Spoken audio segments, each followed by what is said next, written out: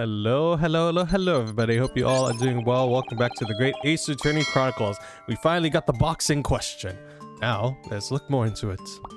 So this is the article in question, is it? The small box deposited with the pawnbroker by Mr. McGilded 2 months ago. And on the night of Mr. Windibank's murder. The only item on the shelf that was touched by whoever broke into the shop. Quick, let's open it up and see what's inside. What is that? Is this like a little music box? Good gracious, this is no ordinary box, it seems. Wow, although in truth I had an inkling that might be the case. It would appear that the box houses a miniature music box movement. Then is it too much to expect? I think it would be reasonable to assume that it is a device for the playback of this disc, my lord. Ooh, come on, play it. I want to know what's on it. I've been waiting so long. So here we have the means to play back Mr. McGilded's disc, deposited at Windibank's at much the same time. Not strictly correct, my lord. It was not McGilded's disc. It was the disc of this victim in the omnibus. But why, for heaven's sake? Are we to understand that the brickmaker was trying to sell this music box disc to Mr. McGilded?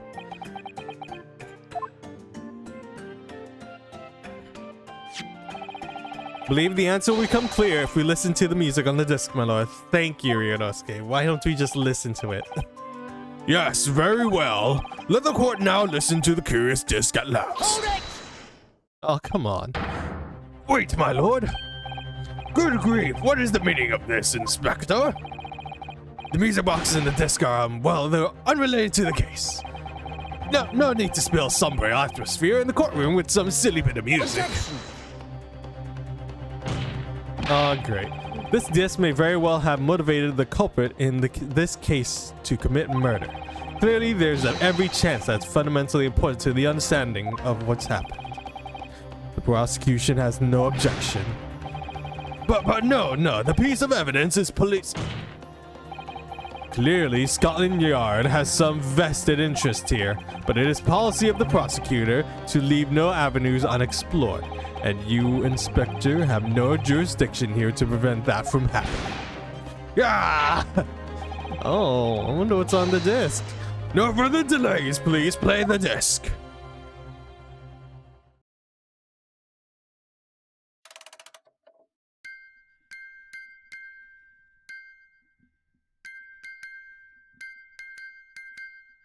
This is Morse code?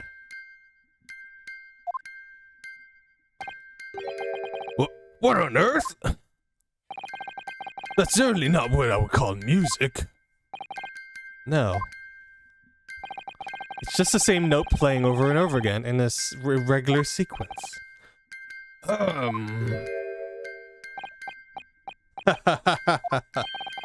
Mr. Graydon? This really is priceless. After all that, the music box is broken. Broken? It can't be, can it? No, I think it's Morse code. It feels like it. Well, obviously, in fact, I wouldn't be surprised. If the officer sent to fetch it didn't... well, blah blah. If the officer sent to fetch it didn't drop it on the way to the back room... Well, with much regrets, I feel the court must accept this music box offer littles in the way of the clues. I feel like the wording of everything's wrong, or I'm just reading it very wrong. Are you ready to move on, counsel? Come on. Yes, alright. It does sound as though it's completely broken, but is it? Could this music emanating from the music box possibly be a new clue? It could be a clue! It's Morse code! I believe that it could be relevant, my lord. Good lord, but how can it be? It's an abomination, counsel, mere noise. I fail to see how it can have any meaning whatsoever. It does sound strange, I agree, but there's one thing bothering me. While Graydon stands there, chortling victoriously, The inspector beside him has a rather telling expression on his face. It's as if Gregson recognizes the sound and is familiar with it somehow. And that's making him appear extremely on edge. If that's the stance of the defense, my Nipponese friend, answer me this.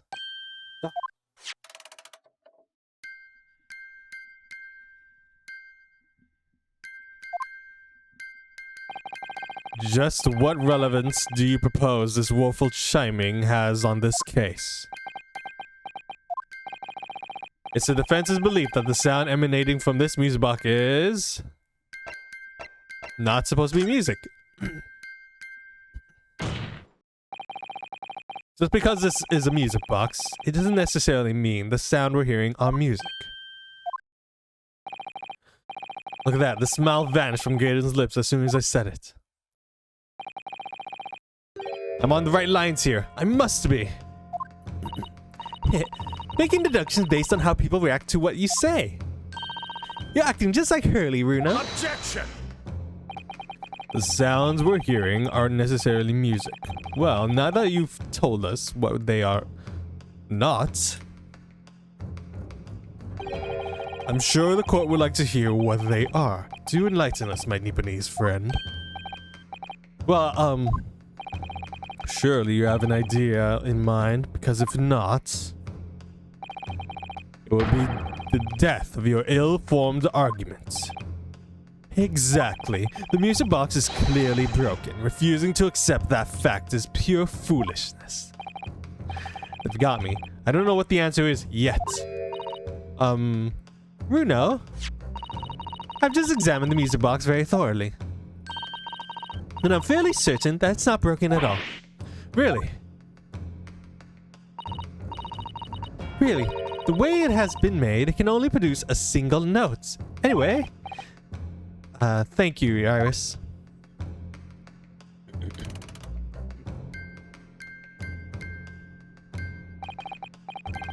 Alright, well, if the music box isn't broken, it must mean that the sound it's producing has some significance that it isn't musical.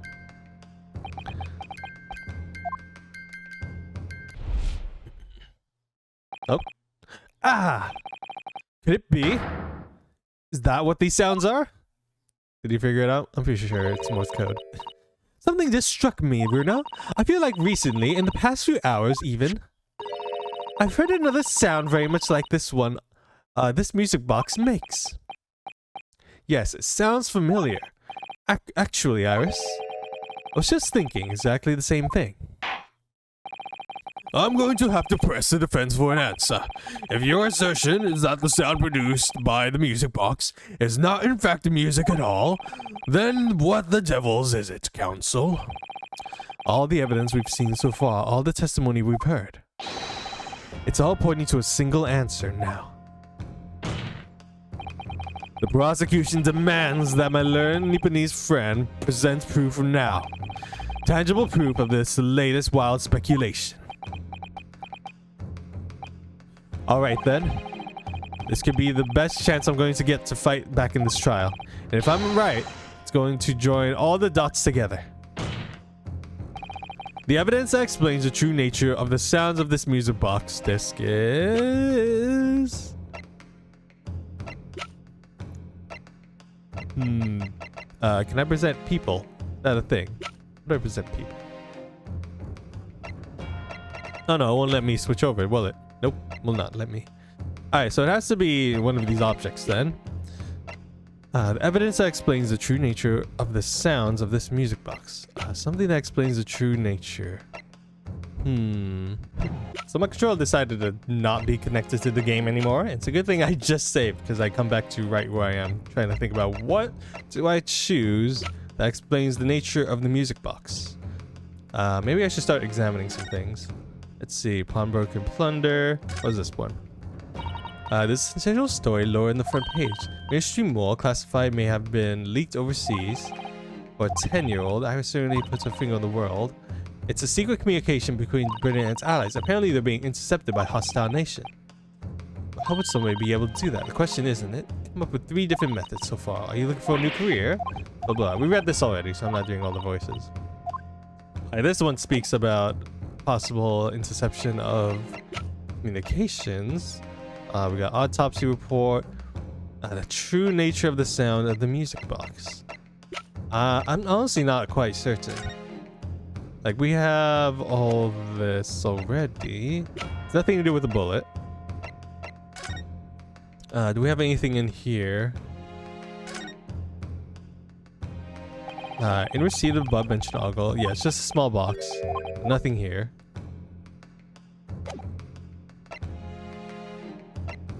We got blood samples, another pawnbroker ticket, 1 overcoat. I'm gonna try presenting the newspaper. I'm not fairly confident, but I'm also not confident in anything else. So I guess we're gonna have to do trial and error. Oh, that was just the history of the text. Where's my present button? What the heck? There it is. Alright, I think I got it wrong.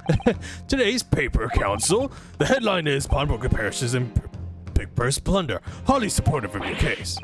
No, my lord. I was hoping. Further down, blah, blah, blah. Oh, maybe this is the right one.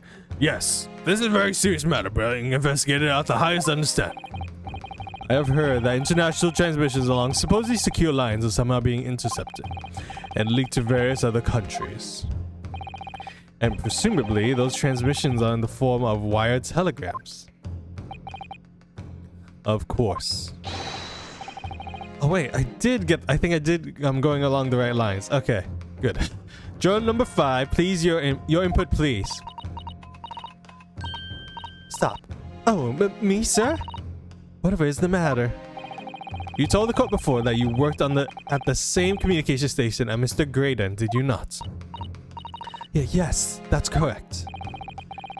And the particular station where you work deals with government communications and newspaper reports. Oh yes, we are not your run-of-the-mill communication station at all. Our work is extremely important. Then tell me, is this not a very familiar sound? There we go. Alright, I wasn't confident in it, but gladly I chose it. You don't mean to say, is it? That's right, madam. It bears more than a passing resemblance to the sound made by your telegraph machine as you tap it. I believe it's called Morse code. But I don't believe it! Now correct me if I'm wrong, but when it comes to leaking telegrams from government departments, there could be nobody more perfect placed than a highly skilled communications officer. Are you suggesting that the music box disc contains stolen government secrets and Morse code? Order! Order! Please, everyone, order! This is high treason, counsel, deserving of capital punishment. Too much new vocabulary. What is this treason and what is capital punishment? The sort of words I'd half expect you to know. For our sovereign government, confidential information, hostile nations would be surely pay almost any price. Yes, and on that night 2 months ago, that was the very negotiation that was taking place inside the omnibus. But in the end, McGilded perished and all important discs lay unclaimed in the pawnbrokery. My word! In which case, whoever stole that information in the first place must surely have been beside him with worry. Because if the disc were to be discovered before it found its way out of the country, it would mean that we would reveal in a high act of treason punishable by death. So the culprit had no choice but to retrieve it, and in order to do that, he would have to gain entry into the pawnbrokery illegally in the middle of the night. Because the article left behind Mr. McGilded would incriminate him too much if it got into the wrong hands. Isn't that right, Mr. Graydon? You think I've been stealing government secrets? Preposterous. Absolutely preposterous. So in response to the defense's accusations, you claim complete innocence, do you? Well, of course I do. I've had to stand here in silence while pretentious foreign lawyer has been prattling away. Objection! Then by all means, counter the charges, sir. The prosecution demands a witness testifies.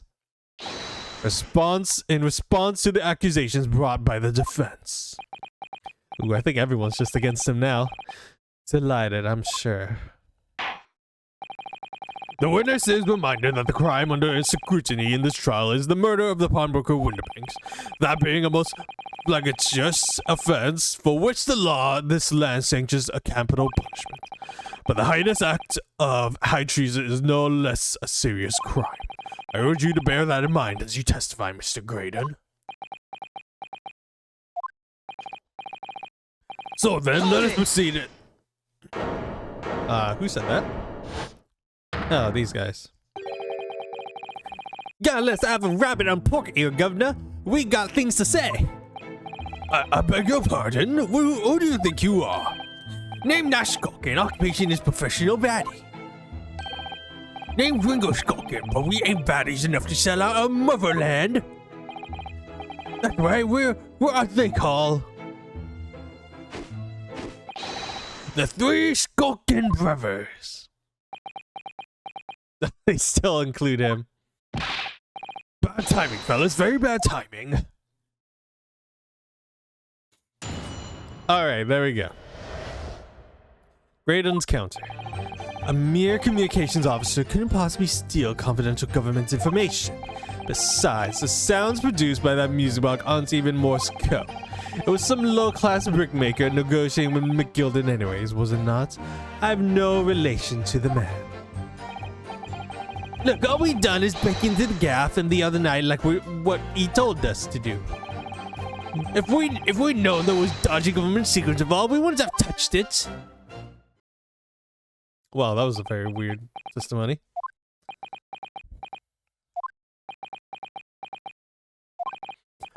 Mr. Skulkin. One mister will do, Governor. What's up? Do I take it that you now admit to the crime, that on the night in question you did indeed gain entry to the premise illegally? And moreover, you did so as a party of 3 in collaboration with Mr. Graydon here. Well, that was very quick. Oh, these brothers. We did, Governor. Case loose? Quiet down, please. What say you to that, Mr. Graydon? I have no idea what these 2 ruffians are referring to. You little rotter, getting us mixed up in all this monkey business. You never said nothing about no government secrets. It was supposed to be a straight-up job. And what about the geezer whose shop it was, eh? Poor Broke didn't even have to die, did he? Nice to know who your friends are. Whatever these men say, I deny the accusations. Indeed. Well, I certainly wasn't expecting this little music box to become so significant in the proceedings. However, as it has, I will admit into the court record as evidence. Oh, finally we get to look into it. Alright, before we stop pressing him, let's take a quick look into our court records. Oh, there we go. That was a button to change into people. I was kind of curious. Alright, here we got the music box. It also has the music disc. The disc is a lot smaller than what I thought it was, actually. See how the form Mr. Gilda sits in the music box? The man deposited at Winterbanks? It couldn't be more perfect fit.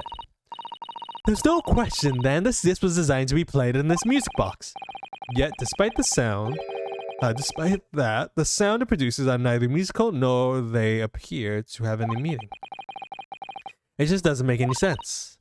I wonder if perhaps there was more to the music box than meets the eye. Maybe we haven't discovered all its secret yet. I feel like that is most likely very true. If I look underneath, there's a button that looks like a button. Oh. What is it, Runo?